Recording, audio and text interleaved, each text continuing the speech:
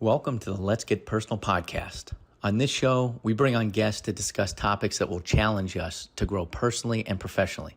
Well, we're happy to be joined today by Ben Abrams, graduate of law school, just took the bar exam. He's worked in my office for quite some time and among other places, and we want to dive a little bit into your background, your journey, and thanks for joining us. Yeah, happy to be here. So, Ben, it's been 20 years since I've been in law school and took the bar, and I'm sure there's a lot of people that just went through or are interested in going through what you just went through. And what I mean by that is going to law school. What is that like? What does it feel like? How much work is it? What's the cost? And I just want to hit on some of those things. But before we dive into it, what made you want to go to law school in the first place? So that's a question I feel like I got asked a lot during orientation of law schools. Like, why are you here? Why do you want to be here? What drove you to be here? Every family member, every professor, every orientation leader at school or whatever it was like, and I heard a lot of really moving stories during that first couple weeks of law school. But like for me, it was just one good teacher in undergrad. I started off in undergrad pursuing a chemistry degree in forensics for about 2 years. And then I just kind of lost interest in it. And so I was just getting through the rest of my degree, and I had to take a criminal procedure class to graduate.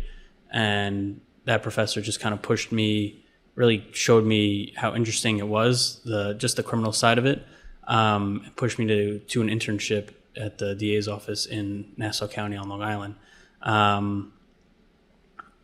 And then after that, it was just kind of reinforcement after reinforcement after reinforcement of why this is something I'm interested in, why it's a good path to take. I was at the DA's office for 10 weeks, and everyone I met there was just so welcoming and trying to educate me and all the other people that were interns there into why it's important to do more like public service work, I guess, in as an ADA or even as a public defender.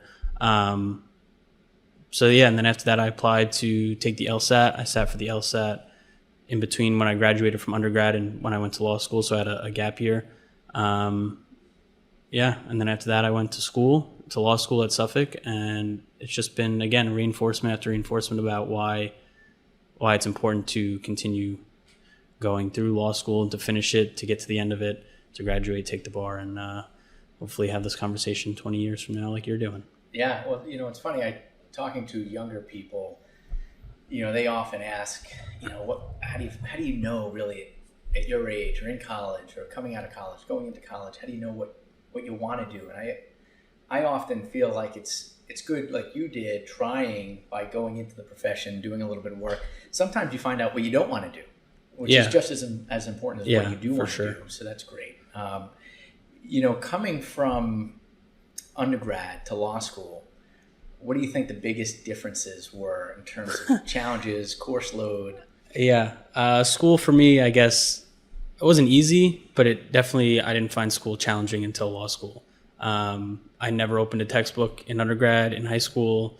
I didn't need to. I got whatever I needed to from going to lectures and, a Google here or there for undergrad. And I expected law school to be a lot more challenging once I started it, but the leap in terms of how much time you have to spend on one small assignment that you would think would take 30 minutes ends up taking 3.5 hours, and you don't get anywhere near any progress you thought you were making. I had to pretty much teach myself how to read again. Like, obviously I can read the English language, but like I haven't sat and read like a book for enjoyment or even a textbook since I'm like in middle school or elementary school. So I had to sit down and read like fiction novels again for a bit. I was reading like, a chapter here just so I can get into the headspace of reading in one sitting as opposed to losing focus or worrying about other things. That was, I think, one of the hardest things for me the first semester was just trying to learn how to read again. At the volume you need to. Yeah. It's like you're sitting down for hours on end, just reading and reading and reading, hoping to absorb some of it, From what I can recall, again, it goes years back, but just the sheer volume of the course load and the homework that you had to do seemed to pale in comparison to what I did in undergrad. And Yeah. it sounds like that hasn't changed much. No, I think I've done more school in the last 3 years in terms of homework and assignments than I ever have in the 22 years I was in. Well, it's funny, in kind of preparation for this, I was just trying to Google some statistics, whatever Google's worth these days, right? Yeah. But, you and I had talked about it when you were in your first year, that you can kind of look to your left, look to your right, and who's not going to be there, because that first year is grueling. And one of the stats I came across is that certain schools, not all, but certain schools have upwards of 38% dropout rate. And tell me about what you remember specifically about your first year and the rigor of that. And did you see a lot of kids dropping out? Yeah, and the funniest part was that it wasn't kids that you would ever thought were the ones that were going to drop out. For me, anyway. I started law school during the pandemic, the first year. I took one class in person and 4 classes online for the first 2 semesters. And there were a couple kids who were always, they always had their hand up. They were always asking professor like good questions, stuff that I had never, come across my mind. They were involved in stuff. And then the second year it started, and I didn't see these kids ever again, pretty much. They could still be going to school, but just one building, Suffolk. So you see pretty much everyone, and you hear from other people that had stayed in touch with those people that had dropped out, that they had dropped out.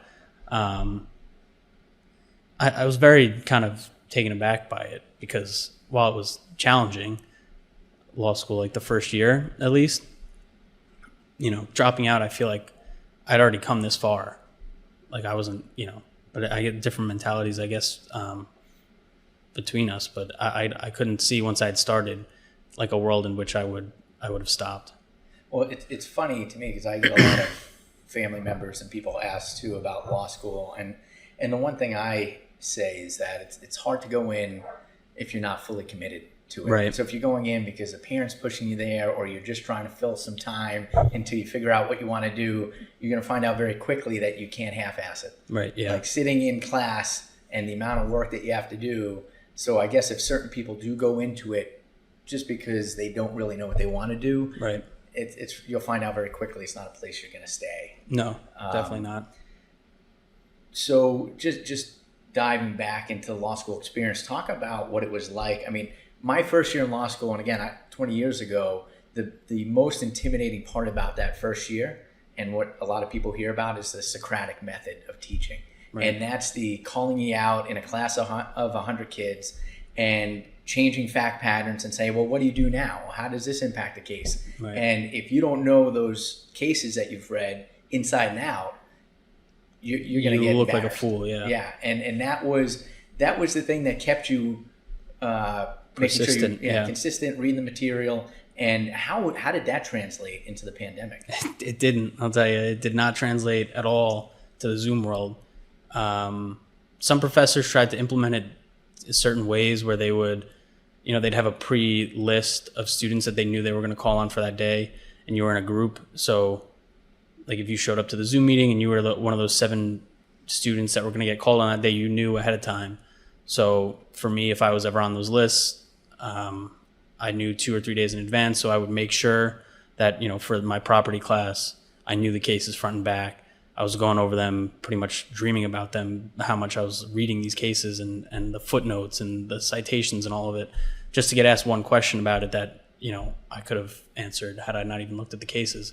But it was hard. There was a lot of times where professors would try and cold call and Socratic Method and just, say somebody's name and ask them what they thought about a certain case, or, like you said, different facts or whatnot, and they just wouldn't answer, or they might not have showed up that day. And I think professors are being pretty lenient with it as well in terms of grading for that first year that we were all on Zoom. Yeah, I think that was new for everybody. So that was tough.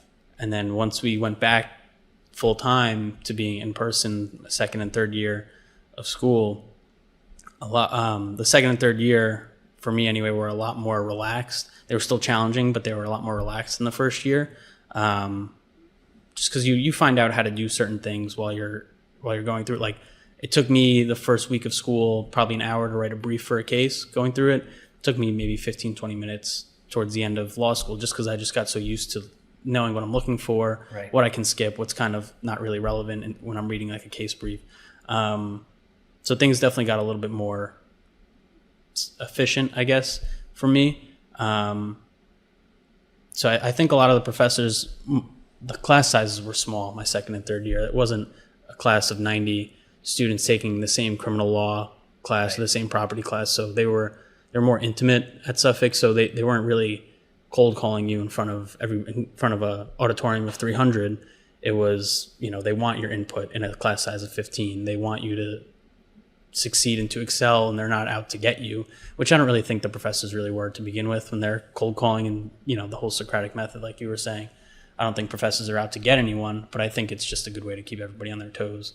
Yeah, well, and it makes you process things on the fly, which Right. is if you're in court, that's exactly what you're going to Oh, have that's to do what with the I'm judge. terrified about. I'm not good on my feet. Well, what's funny is I remember vividly, I did a clinic in the DA's office, and I remember thinking, wow, these judges are tough. There's a lot of public speaking. Yeah. And just thinking at that time, it wasn't really going to be the route that I picked first.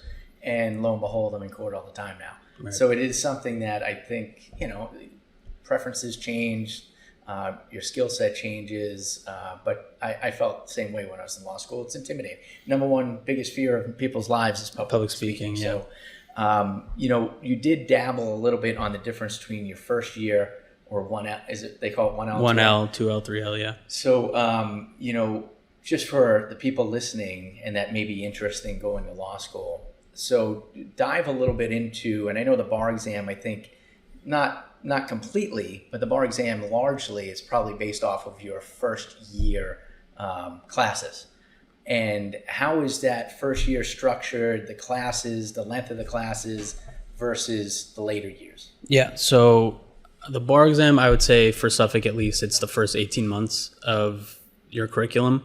There's 7 major subjects. I'm probably not going to remember them all off the top of my head, but it's criminal law and procedure, property, contracts, evidence, Civil procedure, and torts. So I think that's 7. I think I did 7. And you take all those classes your first year or the first semester of your second year. And they're all assigned to you. You don't really get to pick when they are. You don't get to pick your professors. It's just given to you as your schedule. That's it. If you have any other issues, you can take that up with the academic office. But what was really hard for me was after those 18 months had ended, which was all of pretty much the major bar material, is you're now expected to go and take classes that you're interested in legal-wise. Right. So for me, I still really have no idea kind of where I'm going to find myself post getting the bar results and what kind of fields of law interest me. And like you had said earlier, you kind of find out what you don't like, right. which is what I spent the next 18 months doing. I thought I was going to go into intellectual property with copyright and trademark. Right. I took like a big overview class of that, really liked it, then took a really boring and dry copyright class and thought, okay, well, this isn't for me. So I moved away from that. I had a professor I really liked who taught contracts, so I took a class with him about how religion and law intersect with each other. I can't stand that, so I moved away from that. And then I towards the end of law school, I started taking like bar prep classes because it had been almost a year since I'd reviewed any of the major material for the bar, which I kind of felt frustrated by it that, I'm spending money on tuition to take a class, if that makes sense, by taking a review class. Well, it sounds a of the lot material. like what people complain about in grammar school where they're teaching to a test. Right. Which is the MCAS in Yeah. Massachusetts. Now you're spending a large part of your end of your curriculum teaching to the bar exam Right. instead of teaching the topics that you may want to take when you get out. Right. So it sounded like you got some early experience in criminal law before you went to law school. Yeah. And, where did you go with your interest with that? Did that plateau? Is that something that you continued? No, for me, it's the most fascinating area of law is the criminal sector.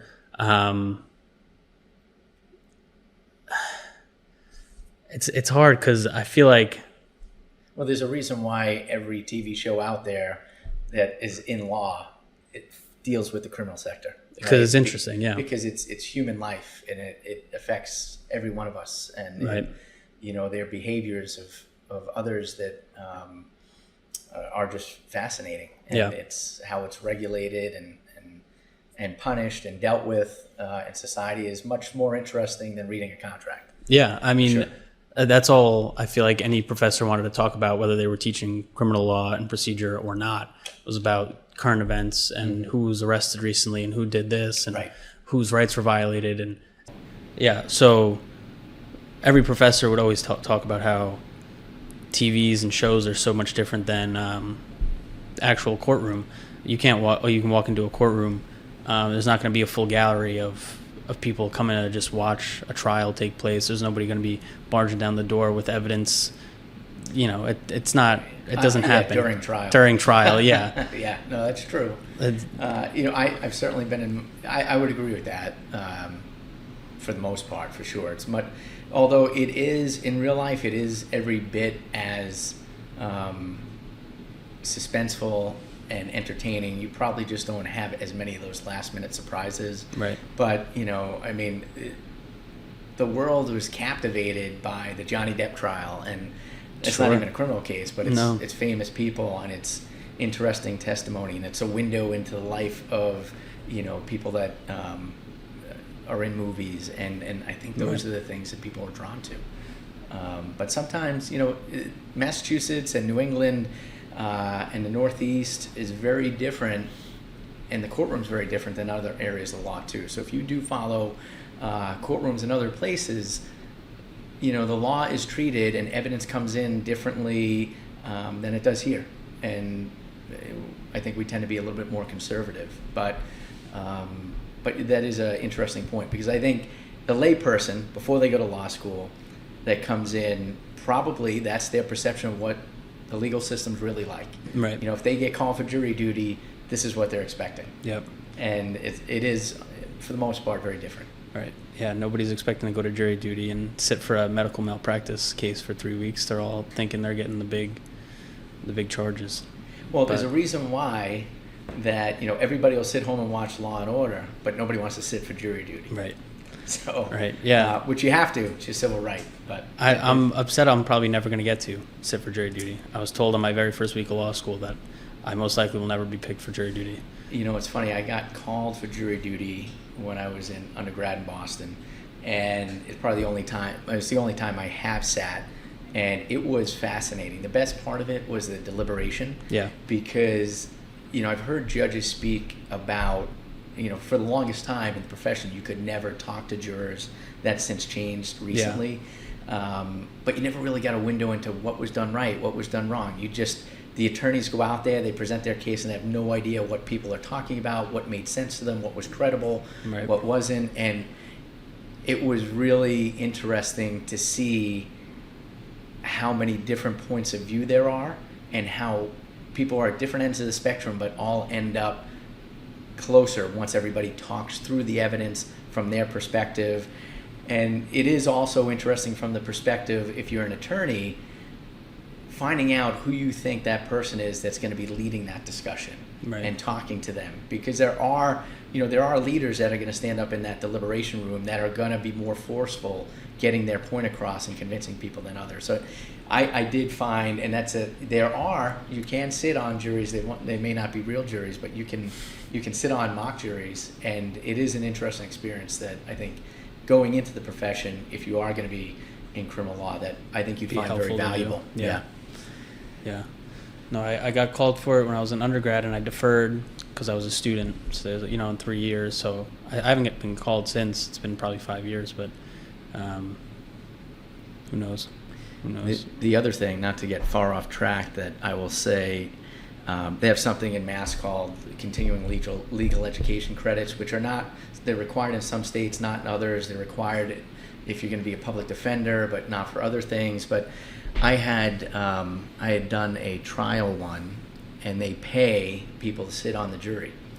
And this was before you could talk to jurors, and it was great because you had a real judge that took time. You had people that were in the program that acted as witnesses. You were in a real courtroom, and you actually got to sit with all these jurors and they told you everything they liked and disliked. Right. But so it was a real mirror to your performance and where your strengths and weaknesses lie. So that's another thing I would recommend for you. But what would you say your biggest, getting back to the law school piece, what was your biggest misconception, or what was your biggest takeaway from law school coming in that maybe you weren't expecting, in a good or bad way? Yeah, I mean, kind of going back to all the work that is kind of required for it. Like I said, it's more work than I've done school-wise in 3 years than I have, I think, my whole life. Yeah. I was putting in so much time and effort, week in and week out, to the point where I felt like I was exerting myself to like 120% of what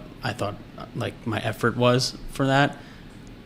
And the worst part about it was getting grades and getting feedback that it wasn't essentially good enough, right? Like I was not a 4.0 summa cum laude, top of my class student, but I thought I was putting in 120% effort. Like I didn't think I could do any more.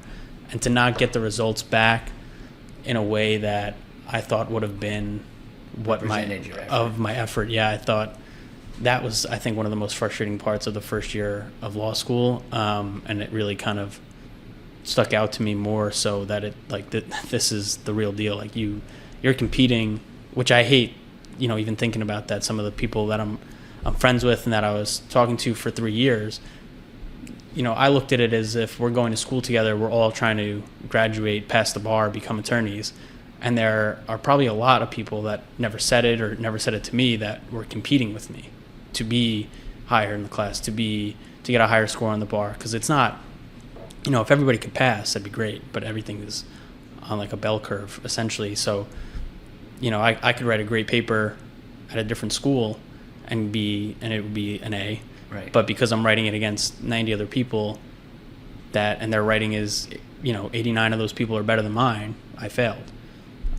So that was, I think, one of the most frustrating parts about it. The thing I took away from it the most was that no matter how hard I'm trying, that there's always going to be people that I guess have more of a knack for it than I do, which is fine. I've come to terms with that.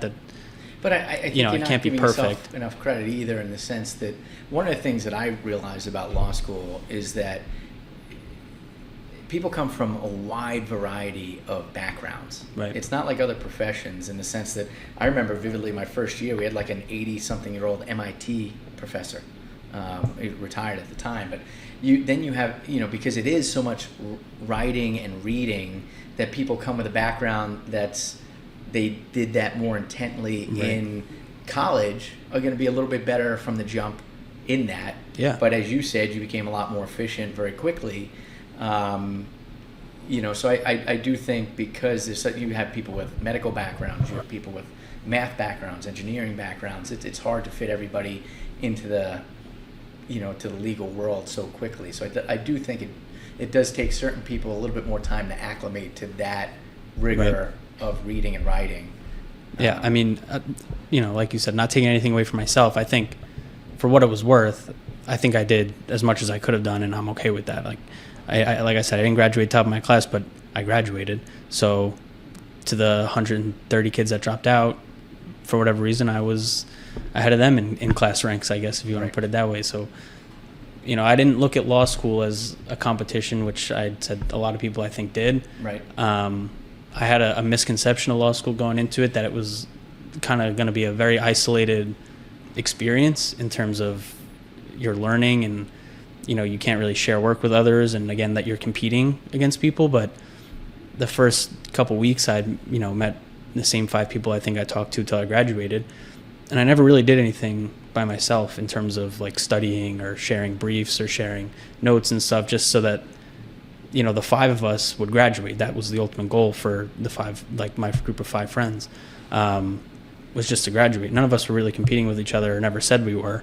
And I think that was one of the things that stood out to me the most from school, was the collaborative process from it. And even being reinforced from working here too, is how you talk to all the other attorneys in the office, and you have an issue, you run it by them, and they'll kind of work out what they think the major issues are, or where you can tweak something here and there.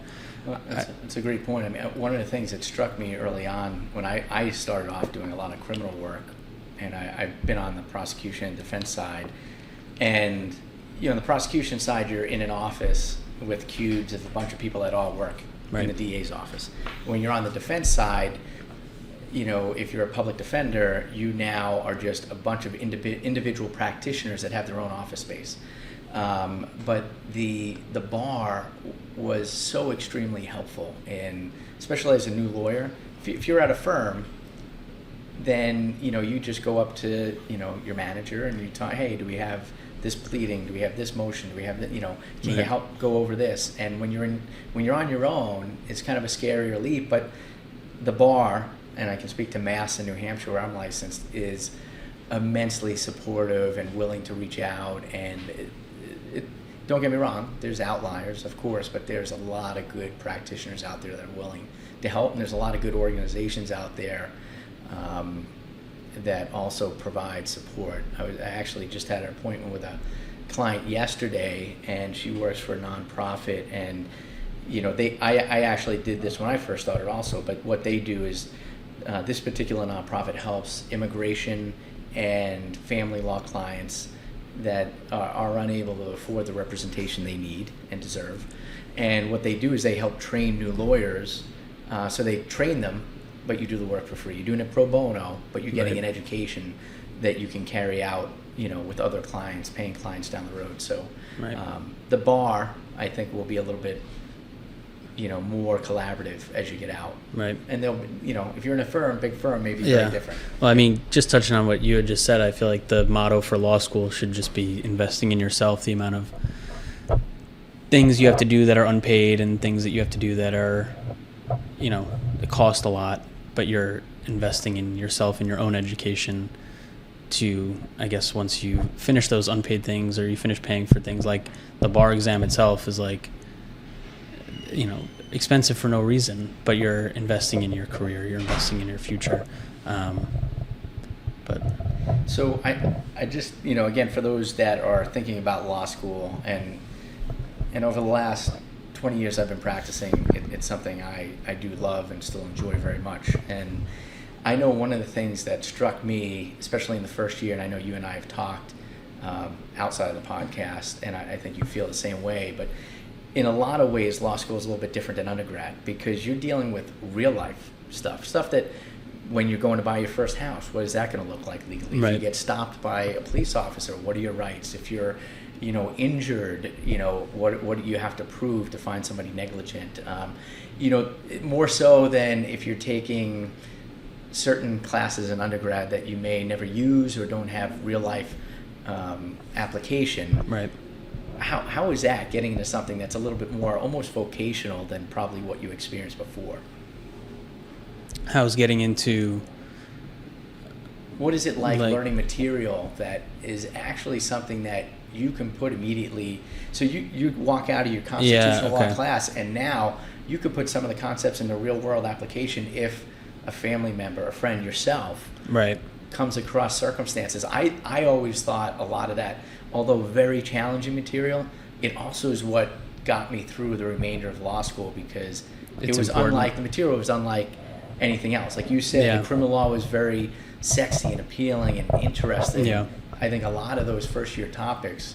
No, I think a lot of it kind of, I didn't realize how much it applied to real life. Like you just said, like buying a house. I didn't realize that my first year property class would teach me more about mortgages than I'd ever learned in my life. I thought it would be more about, I stole this from you, so it's my property now. Something along those lines. Right. Taking a contracts class, the amount of contracts, quote unquote, that you sign every day or things that you do just by buying 100%, like a Red Bull at a gas station. That's a complete contractual agreement, whole thing right there. The worst class actually I took was this tax class I took my last year. I can't stand taxes. I don't understand them. I know, I'm sure a lot of the amount of forms I fill out, and I just sign my name. I put single zero, that's me, and then that's it. I learned more about what those implications are for filing my tax return as single zero, or for starting a retirement fund early or something like that. these are things I think that should be taught in like a high school level or even an undergrad as your gen ed instead of, I don't know, what's a basic gen ed class, like something that's irrelevant to just everyday life if you don't have an interest in it becoming part of your career. But yeah, like all these small things that just have a legal background that I never thought had anything to do with the law itself or, you know, what my life's going to look like in the next 5 to 10 years and how they apply to me, I think was really eye-opening in that aspect. Yeah, no, I could see that. Well, here's a real question. I know I got it a lot. It could be the day I decided to go to law school. It might not even, it certainly was before the first day I attended. It was before when I graduated. It was certainly before I passed the bar exam. But how many people, since you decided to go to law school, or started asking you legal questions because they thought you were an attorney right away? Almost everybody. Almost everybody. It's It's ridiculous. I get a Venmo of $1 from about 4 people at the start of every year because they think that puts me on retainer. And I tell them all the time, I'm not even an attorney, let alone your attorney. Just because you give me $1, that's, you know. That is going to forever plague you for the rest of your life. I know. Every cocktail party. Well aware. You know, every event that you go to, which in some ways, you know, is an honor. And I know I have friends that are in the medical field, which I perpetually annoy with questions about the kids, myself. Well, what is this lump? You know. Yeah. But, you know, it's great to have those people. It's great to have trusted people. And you were talking a little bit about grades before. And, you know, the one reason that you've worked here for a couple of years now, and the one thing that I think is a massive element that I've seen that my clients have come to value, not only, you know, hopefully myself, but in the staff, and it's not every attorney appreciates it as well as bedside manner and just the way you talk to clients, the way you relate, the respect of getting back to them, the human element, which I think you do very well, I think it's hard to quantify how important that is. You know, when you get to a certain level, everyone's going to know certain basics of the law, but you don't know how to explain it in a lay person compassionately, right, genuinely, and I think that is an attribute you have, and I think that's going to be very important as you proceed down your career. But I do want to shift over because another, you know, for those that maybe have been in law school like you, just wrapping up a 3-year stint. So you finished in May. Yeah. And you took the bar exam in July. The end of July, yeah. So tell everybody about that process. First of all, you know, what does it cost? After 3 years of law school, yeah, you now have to pay for a bar exam. The bar exam itself is probably pennies compared to the actual education.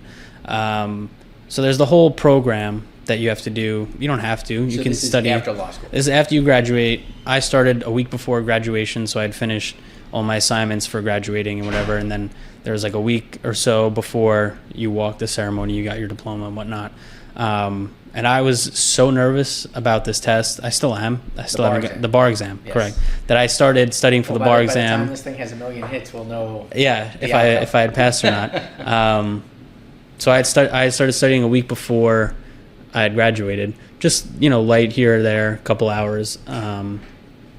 And the school that I went to, Suffolk, unbeknownst to me, which I probably should have known, part of my tuition went towards a study program for the bar called Barbary, which is, you know, not an ad. That's the biggest one, yeah. Probably.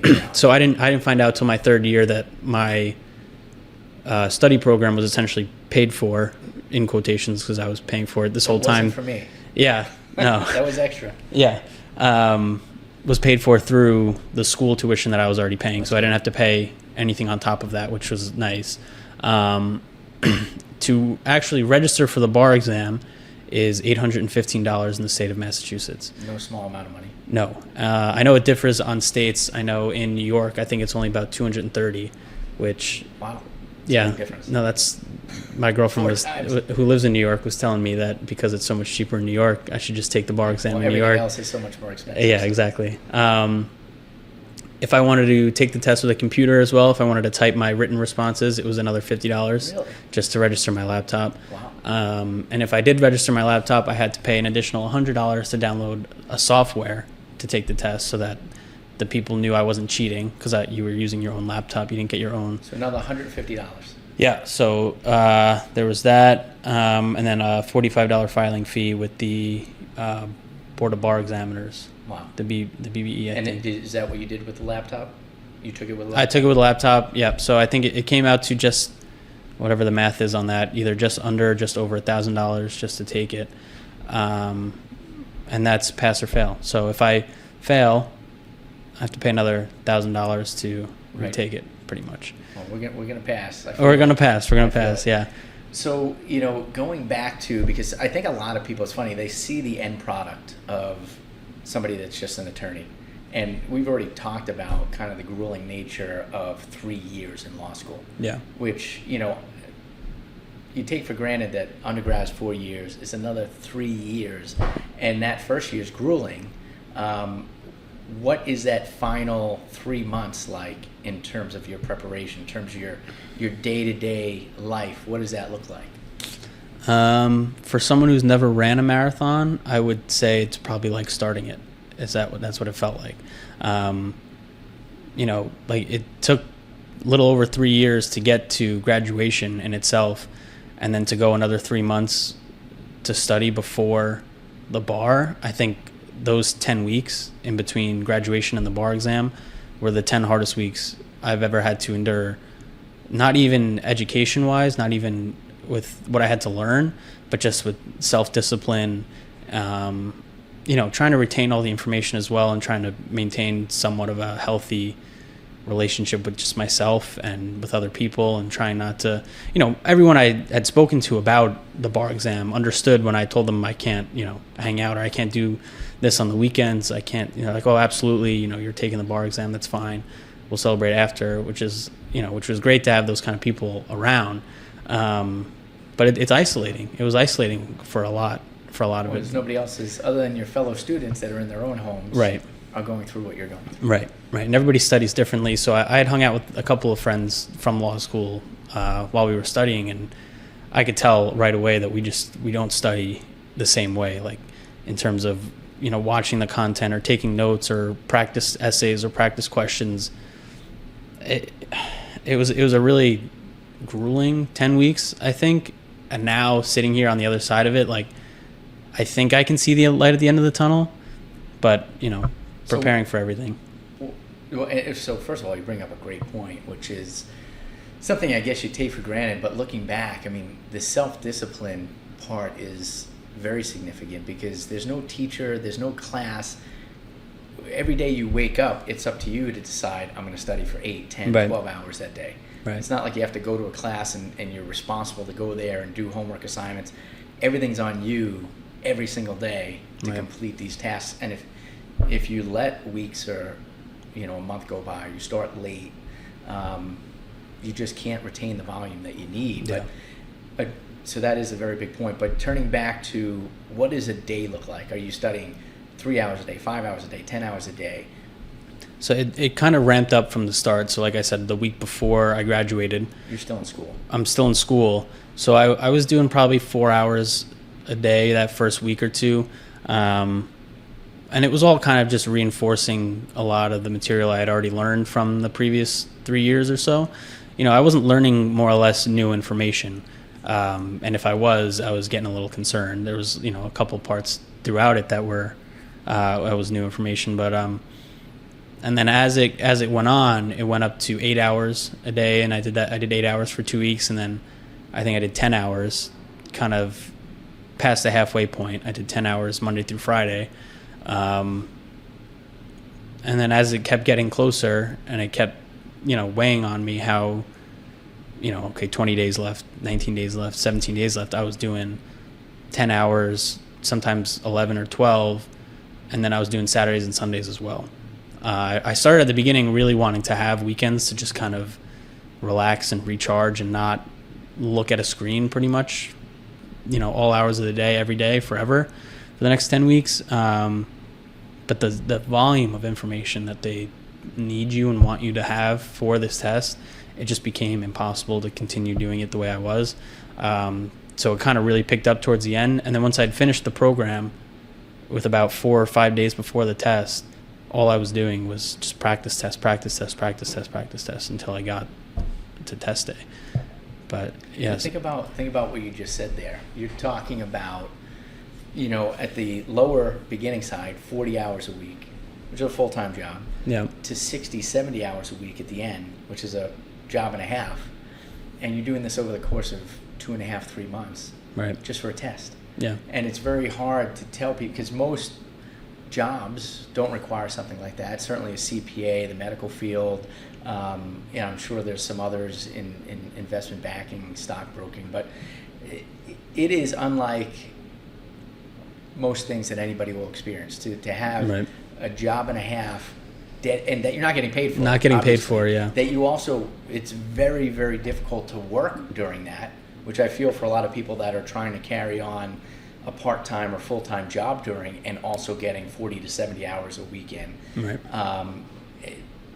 I think the level of how difficult just that process is hard to really comprehend if you don't go through it yourself. Yeah, I mean, I think I said it a couple times while I was studying, like to friends or to whoever, that I feel blessed to be taking the test during the summer as opposed to the only other time they offer it, which is in February.